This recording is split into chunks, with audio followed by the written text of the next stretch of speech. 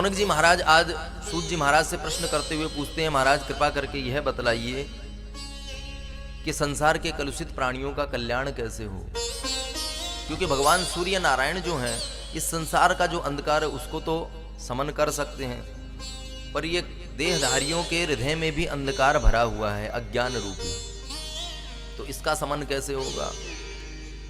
तो महाराज आप पर तो गुरु कृपा है, गुरु कृपा के बल पर जीव जो है वैकुंठ को भी प्राप्त कर सकता है। आप में इतनी शक्ति है कि कोई व्यक्ति यदि कल्प वृक्ष के नीचे बैठ करके कोई भी कामना करता है तो वह उसकी पूर्ण हो जाती है।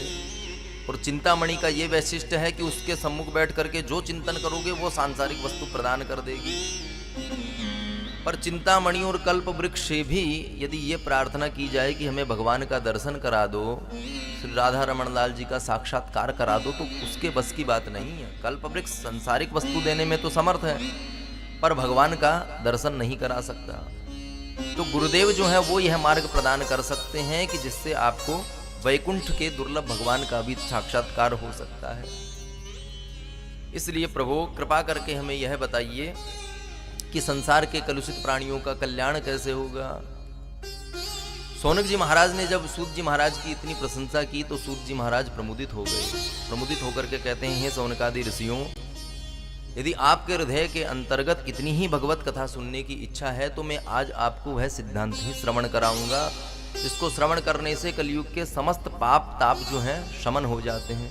सर्व सिद्धांत निष्पन्नम संसार भयनाशनम, संसार के समस्त भय का शमन हो जाए वह कथा मैं आपको सुनाऊंगा। प्रश्न उठता है, सिद्धांत किसे कहते हैं? तो जो समस्त शास्त्रों का जिन्होंने रसपान किया हो, अध्ययन किया हो, वही सिद्धांत रूप में प्रतिपादित कर सकते हैं। समस्त शास्त्रों का अध्ययन करके जीव के हृदयगत भ्रम शंकाएं जो हैं उनका शास्त्रीय विधि से उन्मूलन कर देने को सिद्धांत कहा गया है। तो सूत जी महाराज ने समस्त शास्त्रों का अध्ययन किया है और प्रश्न भी उन्हीं से पूछा जाना चाहिए जो शास्त्रीय परंपरा से आपका शंका समाधान कर पाए। ऐसे यदि हर किसी से पूछोगे तो वो उल्टी सीधी बात बता करके आपको भ्रमित कर देगा, बिस्कुट को बिस्का किट बता देगा, तो समस्या हो जाएगी। तो शास्त्रीय यदि किसी से प्रश्न करना हो तो कोई शास्त्रज्ञ महापुरुष हो, उसी से ही चर्चा करनी चाहिए। तो आज सौनक जी महाराज ने 88,000 ऋषियों ने मिलकर के जब सूत जी महाराज से प्रश्न पूछा तो सूत जी महाराज कहते हैं कि मैं आपको सर्व सिद्धांत का सार जो है वही श्रवण कराऊंगा। सूत जी महाराज कहते हैं, वर्तमान विषय समय जो चल रहा है ये काल के गाल में सभी जीव जाता जा रहा है।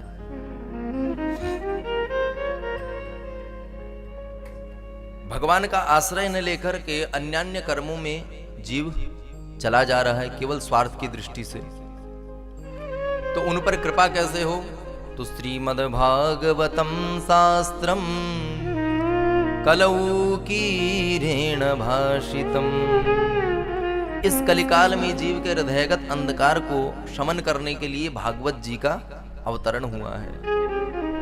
और कीरेण शुकेन भाषितम, शुक रूप धारणा भगवान नारायणेन, मानो भगवान नारायण ही साक्षात सुखदेव जी के स्वरूप में आकर के इस दिव्य कथा का रसपान कलुषित प्राणियों को कराने के लिए प्रकट हुए थे। तो आज हम सब श्रीमद् भागवत की हुए दिव्य कथा श्रवण करने जा रहे हैं। जब परीक्षित जी के सम्मुख 7 दिन में ही मृत्यु का भय उत्पन्न हुआ तो परीक्षित जी महाराज समस्त राज्य छोड़ करके शुकताल में जाकर के समस्त शास्त्रज्ञ जितने भी महापुरुष थे उनसे निराकरण पूछने लगे। और उसी समय सुखदेव जी महाराज वहां आकर के सुखदेव जी महाराज निराकरण देते हुए जैसे ही भागवत की कथा का उन्होंने मंगलाचरण किया तो समस्त देवता दौड़े दौड़े आए और देवताओं ने आकर के हाथ जोड़ करके भगवान से प्रार्थना की कि हे सुखदेव जी महाराज, आप ये जो कथामृत परीक्षित को पिलाने जा रहे हैं ये कथामृत आप हमें प्रदान करिए। और इनके सम्मुख मृत्यु का भय उपस्थित है तो हम अमृत लेकर के आए हैं।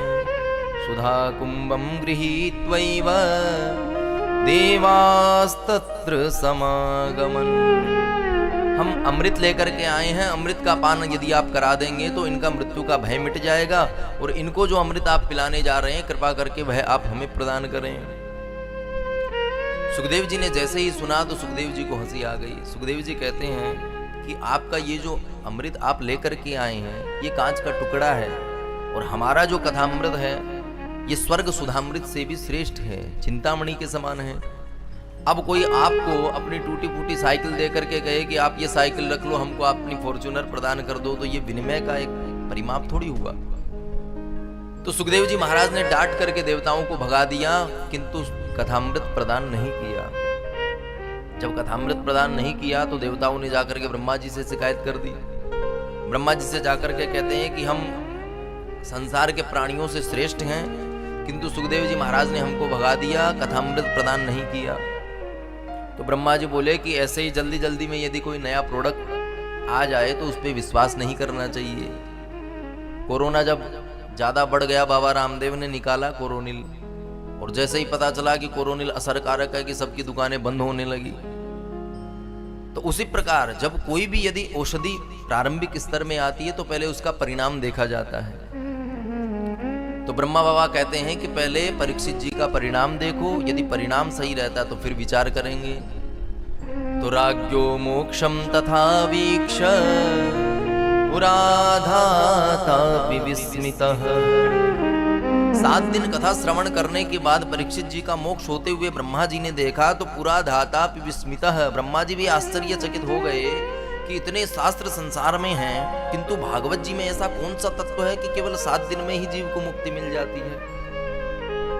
तो एक तराजू लेकर के ब्रह्मा जी ने ग्रंथों को तोलना प्रारंभ किया। एक तराजू पे तो समस्त शास्त्रों को विराजमान किया और दूसरे पलड़े पर श्रीमद् भागवत जी को विराजमान किया। जैसे ही भागवत जी को विराजमान किया तो लघुन्यानि जातानि गौरवेण इदं महत्। जैसे ही तराजू को उठा करके देखा तो भागवत जी की अपेक्षा में समस्त धर्मशास्त्र ऊपर की ओर चले गए और भागवत जी जो है यथावत स्थिर रही। तो समस्त प्राणियों को उसी समय ऋषियों ने घोषणा करवा दी, मेनिरे भगवद्रूपम शास्त्रम भागवतम कलौ। इस कलिकाल में भागवत जी से बढ़कर मुक्ति प्रदान करने वाला कोई शास्त्र नहीं है। बोलो भागवत भगवान की जय।